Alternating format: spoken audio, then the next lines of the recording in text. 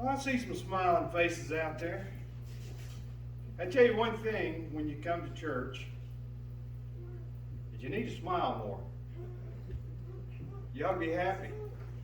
You ought to be happy to come in here and to be among friends, people that you love, and come into the house where there is the most love in the world.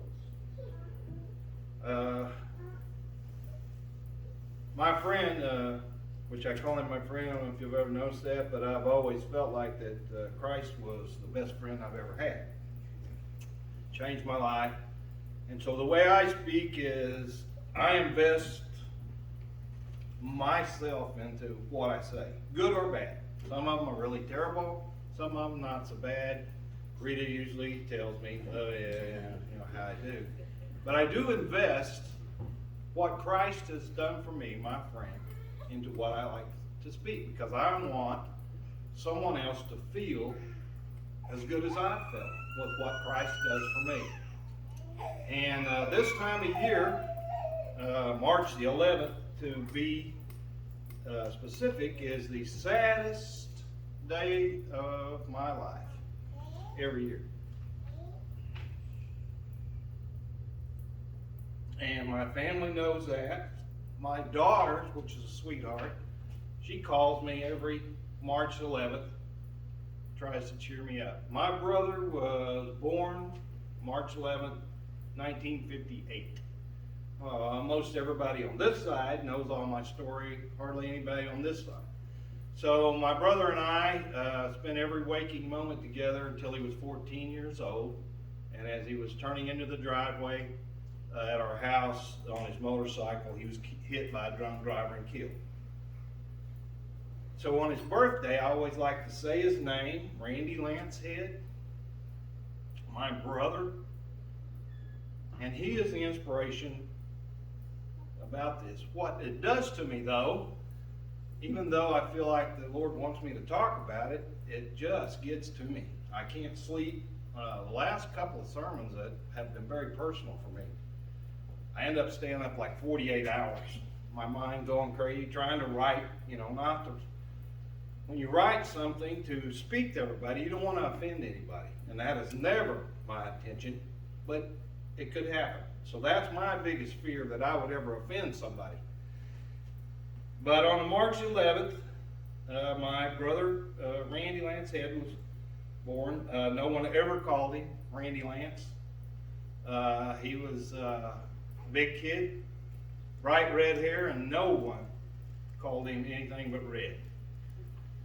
When I first came to this church, in fact, let me see, Jim Whitefield, the first time I met him, I didn't know his name was Jim for like 5 years. His name's Red Whitefield. That's Whitefield's dad.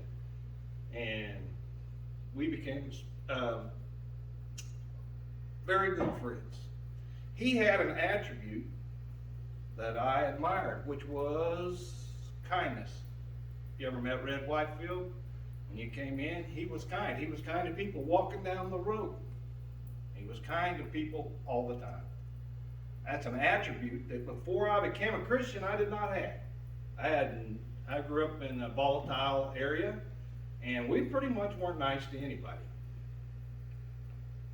So today my sermon is on being judged, getting revenge. That's what it's about. So I'm going to tell you a story. Now you got to realize that we grew up in the 60s, and we were totally unsupervised. My mother didn't get out of bed till 3 o'clock because my dad came home at 4. So my whole life was on a farm. My grandfather lived across the road, which he was one of the top 5 meanest men God ever made. I never called him grandfather. I called him CD since I was like 3. He was about work, making you work, and whippings. That was my grandpa. But he had a farm down through there, big red barn, had everything, and so we did chores for him. We were like slave labor. My mother would send us down there, me and my brother. So I was 10, I believe, and I made my brother 6, and we ran amok. Pretty much ran amok every morning. And of course, back in those days, we didn't have the internet. We didn't have TV. We didn't have a TV. we were outside, and my mother locked the door when she got up to make sure we didn't come in and bother her. So we were outside, you know, scrounging for food, doing this, that, and the other. And one of the things that we liked was my grandmother Head, which was the bright star in my family, would buy us, me and my brother, a comic book. And we would devour these comic books. Batman, Superman. And one day we got down to my grandma's, and just to give you kind of a background. So from the Lake Road to my grandma's house going into town, that's 2 blocks. It's 2 blocks. So I'm 10, my sister's 6, my brother's 5, I think, somewhere in there. My mom would let us off at the corner because she didn't like my grandma, because my grandma was nice. And then she would leave. So there we have 3 kids hoofing it down to my grandma's house. Actually, we ran because, the stuff like cookies and hugs and, food she did stuff for us. So I'm 10, and my brother's 5, 6, and we got this comic book, and the back of the comic book was a ad. And in this ad was for a treasure chest of Army men. I'm talking a treasure chest. That's what it said. A treasure chest full of Army men. Well, one of the things that me and my brother did for entertainment was we had our Army men, and we had our place at the house under the shade tree. We would set up our Army men, and then we would have a war. And we would take a BB gun, and I would shoot his guys, and then he would shoot my guys. And then who had the last guy standing was the winner. So you can say it took a toll on our Army men shooting them with them BB guns. It wouldn't have a head or an arm, a leg that wouldn't stand up. Had to stand up. You couldn't lay them on the ground. That was a rule. So when Red came and said, look at this. For 99 cents, we can get a treasure chest full of Army men. So we went on the couch run. I don't know if y'all have ever been poor, but during me and Rita's early years, we'd have guests over, and then we would get ready to go get something. We'd go pull the cushions out, dig your hand. We're looking for quarters. We're looking for pennies. Well, that's what me and my brother did. We got all of our money together, and we got us $1. So it had on there, you rip off the page of the comic book, you fold it up, and you send in your $1, your 99 cents, and you get your treasure chest of Army men. Well, we had all this change, and of course my sister was there. She didn't do a lot. Of course, she was the smart one, as always. The woman's always the smart one. Says, well, you dummies, you can't send, 99 pennies in an envelope. You've got to have a $1 bill. So we went in there, and I can remember this. And when I know this is it's terrible, but my mom was so mean that my brother started crawling down our hallway. We could see her purse, see? And all we're going to do is we're going to take this change. We're not stealing it. We're going to take this change, put it in her purse, but we've got to have a $1 bill so we can put him on. And I can still remember my brother going, Army man, and he pulls the purse, unhooks it, and then he went, I got it! Right in front of him. Immediately got in trouble. I thought, Red, you had it. But he had to stand. He was so happy. And yes, we got in trouble, but she did give us the $1. So we get the $1, and we go out to the mailbox, and we wait. And see, it's rural Oklahoma. So the post guy comes by. He puts your little flipper up, and here comes the mailman. So we're standing out there, and we hand it to him, and he's in an old truck. Of course, back then, I don't know how old it was, but it's an old truck, a beat-up old truck. So we hand him in, and we go, we want this is we're buying Army men. We want you to take good care of it. And he said, and this is the other part of my sermon: you juvenile delinquents, get away from my truck. This is the post office. Put your mail in the mailbox. Do not hand it to me. So we did. So he's driving off, and me and Red are going, well, he's kind of a grumpy old dude. Of course, he got grumpier because, see, we had no concept that it took a while for mail to go, right? And then to come back.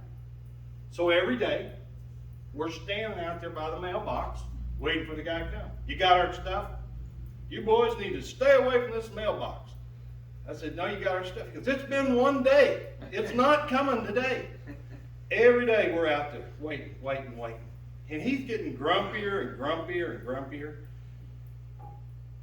We're standing there, and here he comes. And it's been about 10 days, 7, I don't remember, but it's been a week or so. So we're really thinking, we ought to be getting this. So when we pull up, we go, if you got our box, our treasure box with our army men in it, we've told him our whole big story about deal. You juveniles need to get away from here. He goes, and if you're standing out here again tomorrow, I'm reporting you to the Postmaster General. And he drove off. Well, I'm 10, he's 6. We're thinking the Army's fixing to helicopter in, parachute us, take us. I mean, you're talking about a general. We're not talking about a sergeant. So we got really upset. So we're down at the barn doing our chores, and Red goes, that guy probably stole our Army men. I said, you think so? And that's how a conspiracy gets started. And I said, you think so? He goes, well, yeah, it's been so long. He said he either stole our dollar or he got our treasure chest Army men. So as we kept talking, we decided, we judged this guy. Yeah, he's not very nice, and he's either got our dollar or he'd give our Army men to somebody. And Red said, well, we need to make him pay for that. That's the other part of my sermon. I said, well, Bub, what do you think we ought to do? He goes, well, we need to get him. We need to get even with this guy. He stole our Army men. Well, now this guy is tried, judged, sentenced. Okay, now we're going to mete out the punishment. Well, part of my daily chores is I went down and we hand milked some cows at my grandfather's house, CDs. And in that barn were cats. Now, these aren't cats because I know there's a cat lover here, I'm probably going to offend, but this is what happened. Well, these cats aren't like regular cats. Now, these cats have never had a human being touch them. But not a human being has ever touched them. They grow up, they eat mice, they jump on the cows, they come down when you're milking and get up there on you and you're shooing them away. But these are vicious type animals. And Red said, and this is terrible, we ought to catch one of them cats, put it in that mailbox.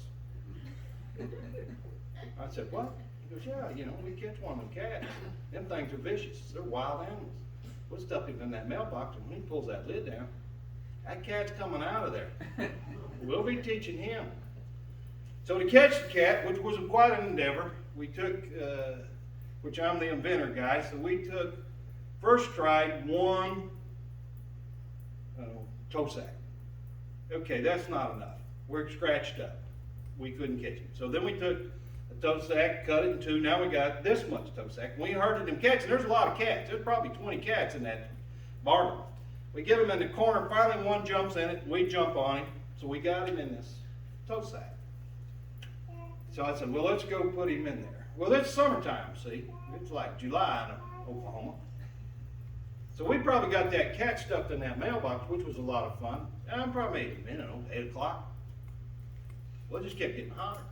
We got him coming to about 10:30. And you can hear that old cat, meow, meow. And we're waiting on the mailman. Because we're going to get even, because we done judged the guy. He done stole our stuff. We're going to get him. Hell, here he comes. And we are in the bardage with a clear path of where we're running. That's one thing about us. At our age, we planned ahead. We knew if we got in trouble, we had a place called the canyon. When we got to the canyons, nobody could catch us. You couldn't drive up there. You had to walk. Nobody could catch us. So that's where we went. That was our refuge. Well, the guy pulls up, and I could see him looking around. Clear as day. I'm an old man, but I remember clear as day. And we're hunkered down in the grass, and he's looking around. And I'm thinking to myself, get ready, big boy. And when he pulled that lid down, we had the big mailbox, that you had in the old times where you could put packages. So it's a big mailbox.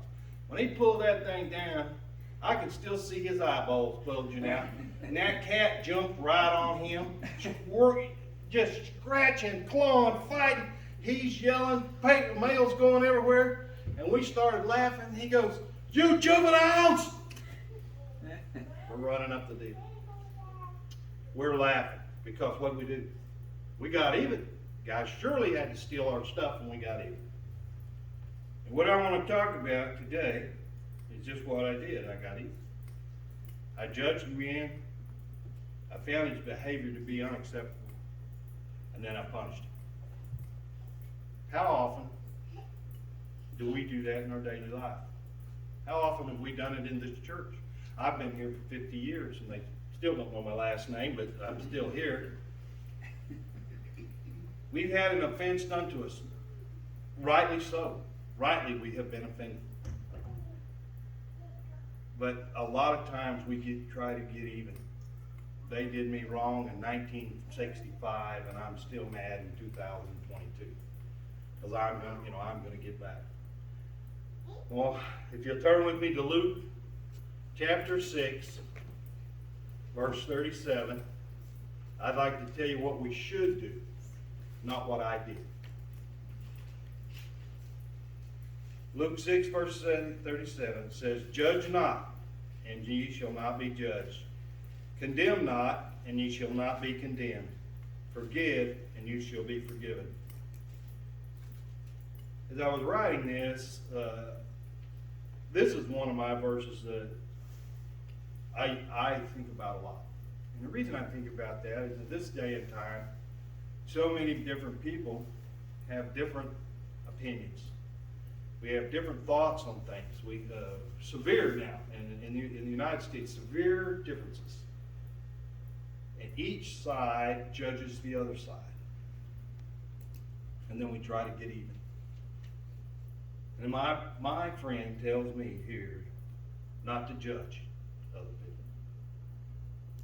Because I don't want to be judged. I'm not that good of a guy. I don't need any extra scrutiny by Christ on my life because I'm judging other people. Condemn not.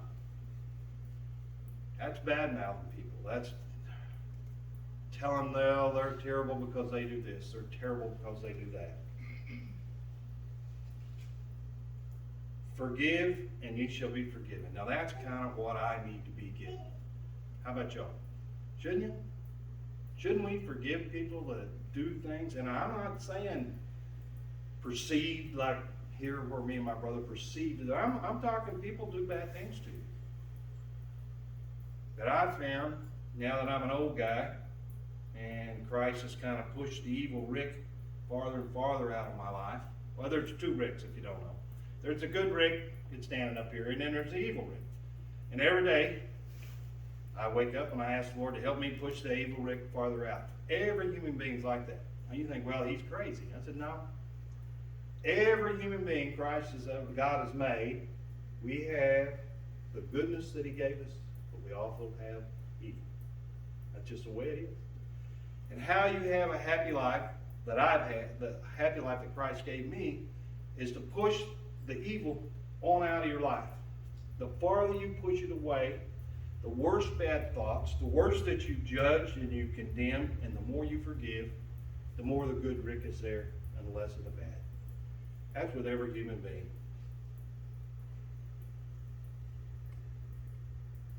In John, I'm not going to read it, but in John chapter 8, verse 3 through 11, is about the adulteress. You can read there. It's about the adulteress lady that they caught in the act. And at that time in this story, the Mosaical law was to pick up a rock and stone her to death. That was the law. That was the right thing to do.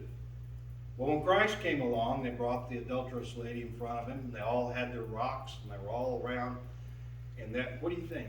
Would you be in one of the crowd holding a rock, thinking, she's wrong, I'm right, we're going to throw these rocks, we're going to punish her because she's not as good as me?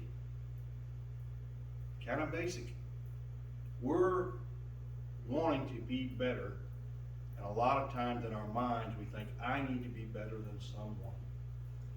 a lot about our race relationships that we've had is about white people thinking they're better than black people thinking they're better than white. But there you are, you got your rock, you got the law on your side, Mosaical law, you're ready to chunk. And what does Christ do? He kind of changed it all right then. Think about it. When you read through the Bible, this is a big change right here. Because he said, ye without sin cast the first stone. So you're holding your rock, you're right. You're better than that lady because she's an adulterer and you're going to chunk a rock. And then he says, if you're without sin, throw your rock. Slowly the people left. And what did Christ do to the lady that was definitely wrong, had definitely committed sin? He said, go and sin no more. Isn't that great? Go and sin no more. He forgave someone that was wrong. I think as human beings, we need to be more Christ-like. We need to forgive the people that have done us wrong, just like he forgave the lady. And we need to reflect back on ourselves, just like the people holding the rocks. Because he didn't say don't throw your rocks, did he? He said, all you people are wrong, put your rocks down. No, he just said, whoever hasn't sinned, throw your rock. Because there's none of us that are perfect but him.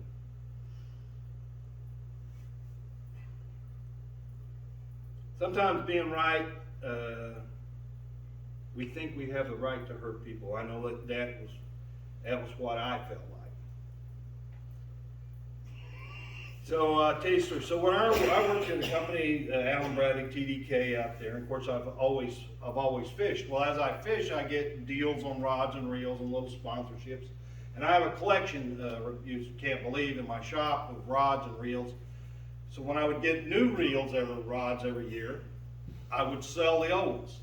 And I'd been doing this out there where I worked for 20 some odd years. Guys knew I had rods for sale, I would sell rods. Well, that was fine until I got made the boss. I got made the manager. But in my mind, it hadn't clicked that there's a difference between being one of the guys and being the boss. So one of my employees comes up and says, Rick, you got any rods, reels for sale? And I said, yeah, I do. He said, well, bring some tomorrow. I want to buy one from you. I said, all right. So I get a couple of rods and reels and I take them out. And after work in the parking lot, there's always a group of guys that are your buddies. You hang around for a minute before you leave. You're talking about what you're going to do. And there's the guy. So he comes over to my truck and I've got 3 or 4 rods in there and stuff. And there's guys, of his buddies are all around, guys I've known. And he says, well, I want that one. And I said, well, that's an expensive one. I said, but I'll give you a deal on it. I'll take $100 for it. Oh, that's too much. I said, no. I said, they're about $180, $190 if you buy them, at Bass Pro Shop. I said, but I'll take $100 for it. So he hauling around, finally give me $100. I give him the rod. He just bought a rod. And I go on to work. About 3 or 4 days later, my assistant manager guy comes in. He goes, what'd you do to so-and-so? So what do you mean? He goes, oh man, the whole floor. And I had like, 200 and some employees that work for me. He goes, it's all over the floor how you cheated him out of his $100 with this bad rod you gave. I said, really? I said, I thought it, I sold him the rod. I told him how much it was. I didn't make him take it. Yeah, he said you pressured him because you're the boss. You made him buy that. And I thought, well, that's just not true. And it got to, and at this time, I'm probably 3/4 good Rick, 1/4 bad. Still working at the factory with all, so I'm not, up to Rita's level yet. So I thought about that. I thought, well, that guy's just lying. That's not right. He's done me wrong. And it got so bad that my boss, which was the vice president, he goes, Rick, what's this deal about you cheating guys out there for money? I said, that's not what happened. He said, well, you need to take care of it. You need to nip this in the bud. He was a good guy. I liked him, but that's what he used to say. Rick, you need to nip this in the bud. So what I could have done I didn't do. Now I'm really mad because my boss got on to me. So I wait until everybody's out around his truck at the end of the day, and I walk out there and I confront him. Of course, I've never had a problem with that. And I said, well, you're a liar, and I didn't make you buy no rod, and I want you, all your friends, to know it. And I humiliated him. At the end, I gave him his $100 back and told him to keep the rod. So see, now I'm justified. I'm feeling really good about myself. By golly, I put that guy in his place. Plus, I'm such a good human being, I give him his $100 back and let him keep the rod. I'm telling you this story because the Lord convicted me about that. This week, 40 years later, my friend came and bought a rod from me this week while I'm writing this, and I thought, well, Rick, you dang, this is exactly what you're asking people not to do, and that's what you did. What did I do? I was righteous. That guy was wrong. So I made him pay and humiliated him in front of his friends so that I could feel like the bigger man. And I asked God to forgive me.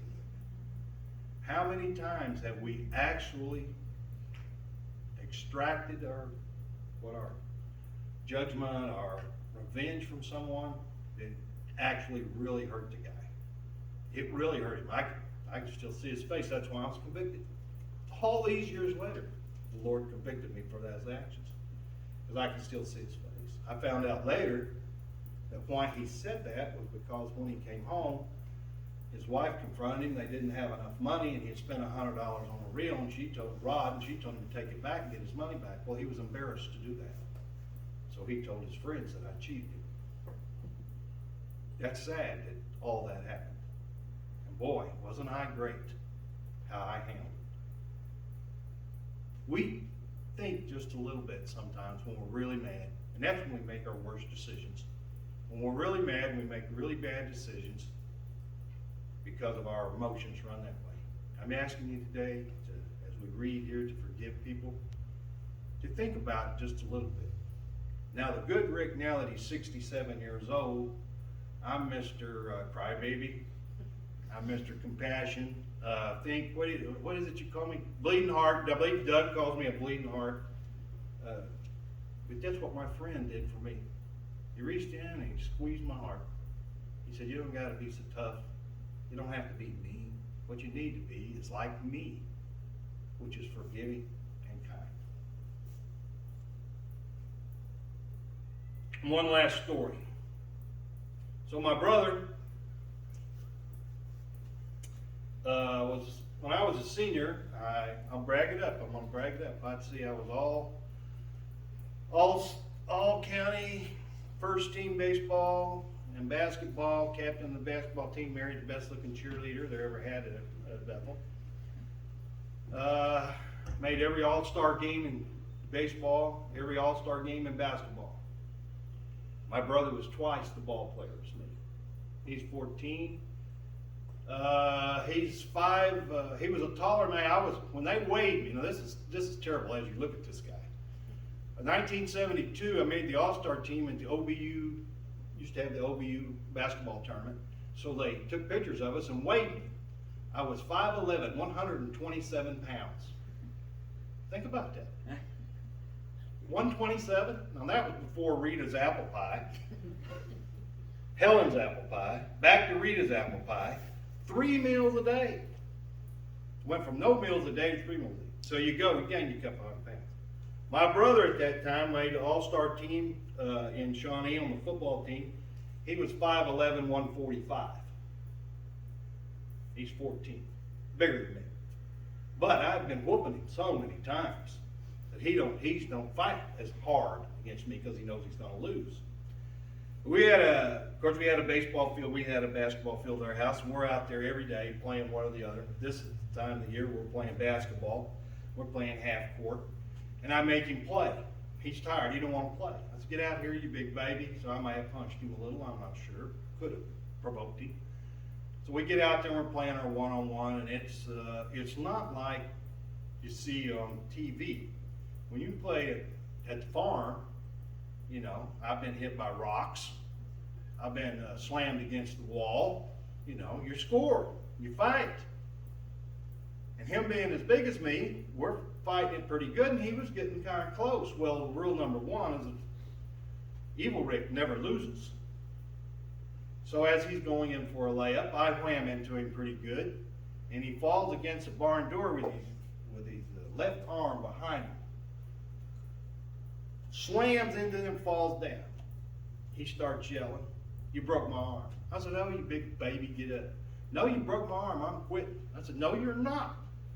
You get up and play." So he gets up. "I can't, you broke my arm." And I made him play. We played, I don't know, 45 more minutes. Never a whimper, never a tear out of him. My dad pulls in from work. I'll never forget it. I can still see the red, he had a red Ford truck. Immediately, Red's standing right by me. He hadn't said a word for 30 minutes of playing hard basketball. When Dad could see him, my brother went, "Oh!" dragging his arm. And he starts yelling, "Rick broke my arm, Rick broke my arm," and he keep making me play. My dad gets out, man, a few words. He goes, "Did you do that?" I said, "Well, I made him play, but his arm's not broke." Now he's crying. Okay, my brother don't cry. He never cried in any of our fights. Cheer, "Oh, he's hurt me." Dad gets him, he pats him, and as he's walking, he goes, "Well, we better go get an x-ray." And when I did that, my brother, of course, he's crying, see, but my dad's got his arm around him. He's gonna put him in the truck because his arm's broke. He turns around to me and he goes, "You're gonna get it." I'm gonna get it. He's gonna get his revenge. Dad gets in the truck and he says, "If this boy's arm's broke, you're gonna get it." And my brother is, of course, my dad can't see him. See, he's giving me the, "You're gonna get it" right out there. And my brother's going, you know how you used to do all that with a broke arm. See, did you get that? His broke arm's still doing the ear deal. So they leave. So I keep playing basketball. And I may tear up here, but one of the memories that I have about my brother is they pull in after being at the hospital for whatever it took, hour and a half. He pulls into the driveway and starts down the driveway. He's sitting out the window with his hip on the window, and he's holding his arm that's in a cast. And in the old days, they used to put you in a cast where you couldn't move your arm. He goes, "You're gonna get it!" Well, he got his revenge because I did get it. I wonder, as I look back on my life, as I think of my brother, I wonder about all of y'all. There has to be someone so close to you that the pain never goes away. It subsides for me for 364 days. I rarely think about my brother. But on his birthday, it kind of overwhelms me. Don't we have someone so special in our lives that that's what happens to us? I think it does. But I think that Christ can use our pain to make us better. I think Christ can show us how to deal with the pain we have. And I also believe that Christ can change your life as He has changed mine.